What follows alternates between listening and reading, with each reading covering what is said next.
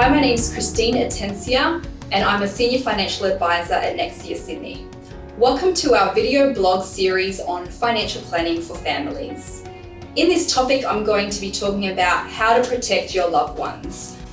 And this is a pretty important topic and one that I'm actually quite passionate about because unfortunately, none of us are immune to the uncertainties of life, whether that's illness, disablement, or untimely death. So having a risk management plan in place is quite fundamental to ensure that your most valuable asset, being your family, is well protected in any of these unforeseen events. When I talk about risk, there's 3 decisions that you can make on how to tackle it.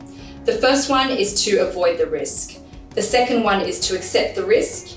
And the third one is to transfer the risk over to someone else.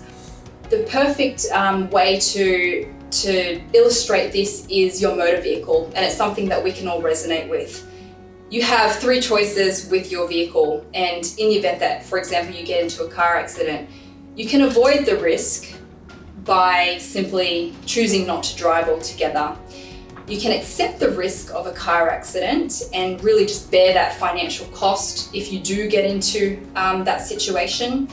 Or alternatively, and something that most people do decide to take on, is transferring that financial risk of the car accident over to a third party, which is the insurance provider. The exact same principles apply to your own situation. And really 3 key reasons to take your risk management plan and your insurance seriously is firstly, that you are protecting your loved ones from the financial implications of those unfortunate events like death and disability or illness. The second one is relieve stress and peace of mind so that in the most stressful situation, you don't have to think about the financial impact. And thirdly, so that it doesn't impact your financial plan because you've been building up all this wealth, and to have it deteriorate in an instance if something does happen to you can easily be mitigated through insurance.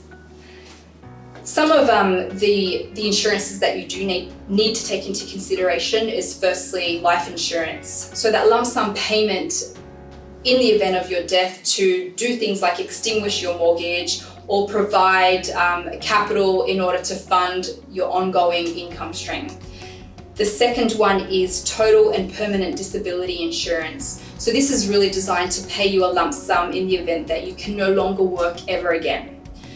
The third one is income protection insurance. So really protecting that regular income stream that you would ordinarily get from your employment.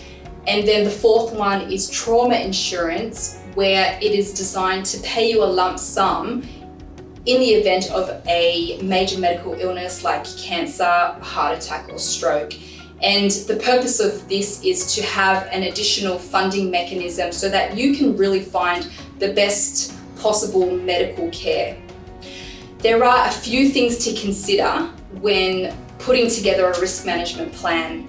The first one is to determine what sort of risk you would like to cover yourself for. The second one is to work out how much is enough for your particular circumstances. And unfortunately, there is no blanket recommendation. It really just does depend on your specific circumstances. Some people like to build education funding into it. Some people like the idea of completely extinguishing their debt. The third one is to work out which entity or which vehicle is most appropriate to hold those insurance policies. The 2 most common being either held in your own name, where you're paying for the premiums out of your own pocket, or held in your super fund. And there are different implications of going down the super fund path versus your own name. So it's important to just make sure that you're fully across that. And the last issue to consider is the strength of the policy and just how good of a policy it is so that you're maximizing your success in the event of claim.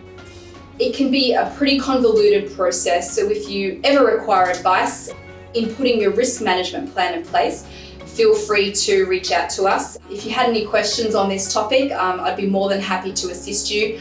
But other than that, I look forward to seeing you tune into the next one.